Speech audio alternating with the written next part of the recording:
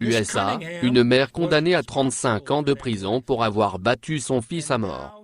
Aux USA, une mère du nom de Joanne Cunningham, âgée de 37 ans, a été condamnée à 35 ans de prison pour avoir battu son fils à mort. La raison de cette réaction de la dame est que l'enfant aurait sali ses vêtements.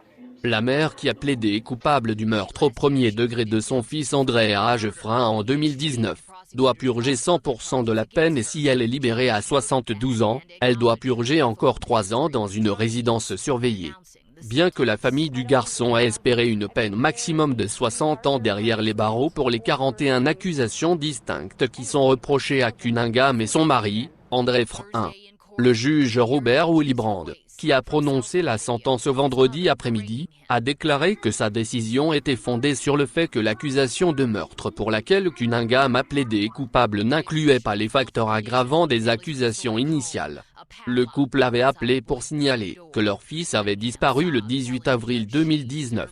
Alors qu'une enquête n'a révélé aucune trace du garçon ou d'un enlèvement à la maison, la police a découvert des indices impensables, des sacs de seringues usagés, des chaînes et des serrures sur les fenêtres et les portes de la chambre d'âge et une serrure à combinaison sur son placard. Une fouille du téléphone de Cunningham lui a permis de faire une mise à jour d'une vidéo qui avait été tournée le 4 mars. J'ai vu allongé sur un matelas nu dans un berceau dans une pièce que je reconnais être sa chambre, a écrit le détective Edwin Maldonado du bureau du shérif du comté de Meschanry dans un affidavit. Dans la vidéo, une femme avec une voix conforme à celle de Joanne tient le téléphone et enregistre une vidéo.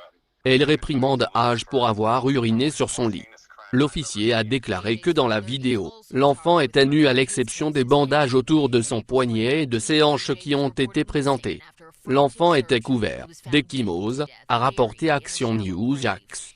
Face à cette vidéo, la police a déclaré que Frein avait avoué et leur avait montré la tombe peu profonde où il avait enterré son fils.